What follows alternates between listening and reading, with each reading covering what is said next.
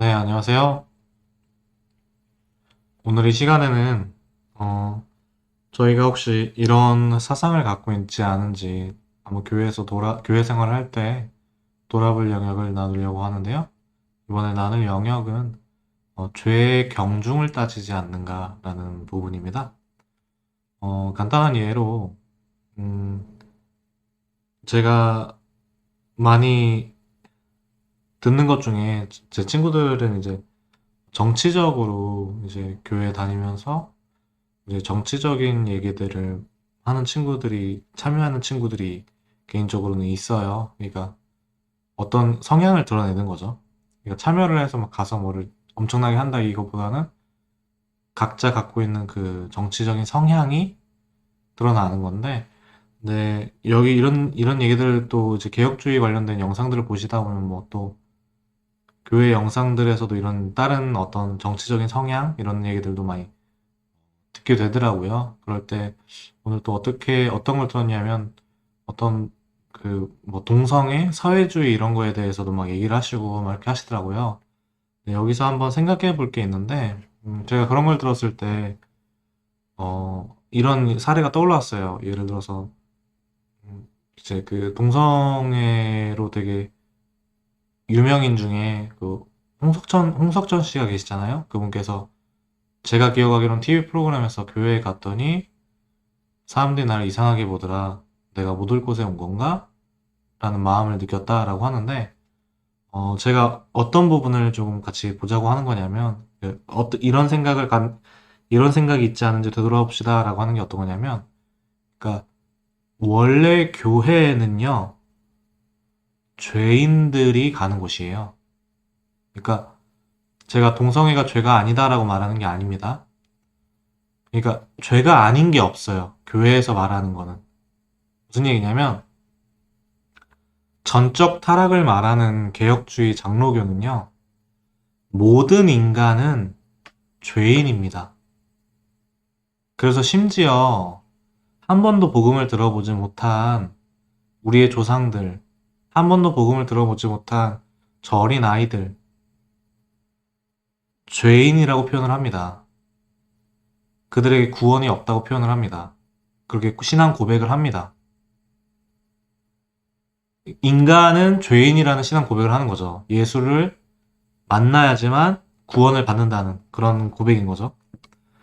그래서 우리가 그러면 죄의 경중이 없다는 게 어떤 의미냐면 10계명만 보더라도 거짓말하지 말고 뭐 간음하지 말고 뭐 말씀에 그 예수님께서 말씀하신 거 보면 마음에 품는 죄만으로도 그런 범죄잖아요. 마음에 품는 죄만으로도 살인이고. 그러니까 인간이라는 존재 자체가 어떤 선한 게 없는 거예요. 그러니까 도덕적인 선함을 말하는 게 아닙니다. 내가 도덕적으로 선했다고 하지만 그런 것도 다 왜곡돼 있고 잘못이고 교회는 이런 죄인들이 하나님의 예수님의 은혜로 모이는 곳이고 그러면 그곳에서 나는 모두가 죄고 누구나 하고 있는 게 다 똑같이 죄니까 마음대로 해도 되느냐? 이게 아니라 이게 성화 얘기를 좀 나눠야 되는데요. 내가 이제 말씀으로 교회에서 말씀으로 내가 새 생명이 자라나면 성장하면 내 마음이 그러니까 항상 교회는 외적인 행동을 바꾸려고 하는 게 먼저가 아니라 그 영혼 안에 지성에 하나님의 말씀이 역사해서 내면이 변화되고 그 내면이 변화된 게 행동으로 드러나도록 이렇게 하는 곳입니다. 그러면 내가 죄가 죽었다고 하지만 나의 죄된 거짓된 본성이 그 이미 죽었지만 나에게 새 생명이 주어지고 예수 그리스도의 의가 나에게 그 전가되고 죄가 전가되고 이렇게 해서 나는 그 죄로부터 자유함을 얻었다고 하지만 영화의 단계라는 표현을 하거든요. 그게 천국에 들어갈 때예요. 영화에 들어가기 전까지 이 거짓된 본성과 이 새 생명 그리고 사랑 이 싸움이 있다고 표현을 하는 겁니다. 그래서 이제 우리가 말씀 안에 있을 때 나에게 이 사랑이 더 성장하고 이 사랑이 드러나는가? 아니면 나의 아직도 남아있는 이미 죽었지만 그리고 결국에 영화의 단계에 이 벗어버리 거짓된 게 끝까지 나를 아직은 잡고 있기 때문에 이것이 그 역할을 할 때 그런 죄된 것들이 모습들이 나올 수도 있는 거거든요. 그런데 그렇다고 이렇기 때문에 뭐 죄를 져라, 마음대로 해라 이런 의미 자체가 다르고 우리가 하는 거는 나의 내면이 바뀔 수 있도록 그러니까 행동을 바꾼다고 하는 게 행동만 바꾸려고 하는 게 아니라 말씀을 듣고 말씀으로 내면이 새로워지고 내면으로 행동이 드러나고 이런 쪽으로 조금 생각을 한번 해보는 것도 괜찮을 것 같다라는 말씀을 나누고요. 그래서 우리에게 중요한 거는, 교회는 애초에, 장로교회에서는 애초에 죄의 경중 같은 걸 따지지 않는구나. 죄인들이 모이는 곳이구나.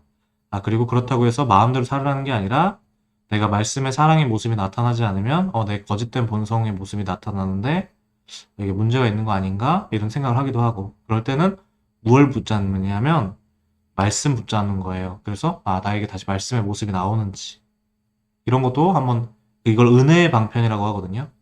내가 그냥 거짓된 확신을 갖고 아니면 내가 그냥 무조건 불안하면서 살아라 이것도 아니고 내가 말씀 붙들고 기도하고 성례 참여하고 이렇게 그런 신앙생활의 모습들이 있는 거다. 그래서 우리가 한번 이 시대에 돌아봐야 될 개념이 한번 죄의 경중을 따지는 거는 원래 교회에서 말하는 개념은 아닙니다. 제가 이제 신학생으로서 공부했을 때 이런 죄의 경중을 따지는 개념은 어떤 거냐면, 이제 말씀에도 나오죠. 그 목욕한 사람은 뭐 손발밖에는 씻을 필요가 없습니다. 이런 식으로. 이게 제가 공부했을 때 지금 카톨릭 사상이라고 말은 안 하고요. 제가 지금 카톨릭 사상을 모르니까. 제가 공부했을 때는 이게 종교 개혁에서 나왔을 때는 이게 부패했다고 표현하는 교회의 사상이고요. 그러면 이제 그 원래 말씀에서도 죄의 삭은 사망이잖아요. 우리가 하나님 앞에 의인은 없나니 하나도 없고 그 어떤 것 하나의 공로도 하나님 앞에 내세울 게 단 하나도 없는 전적인 타락한 그 어느 것 하나도 의로울 게 없는 죄인이다. 이런 부분들을 한번 죄의 경중을 따지지 말자는 의미에서 우리가 교회가 이런 부분을 다시 한번 생각해 봐야 되지 않을까? 전적 타락과 관련해서 잠깐 짧게 나누는 시간을 가져봤습니다. 네. 그럼 또 다음에 뵙도록 하겠습니다. 감사합니다.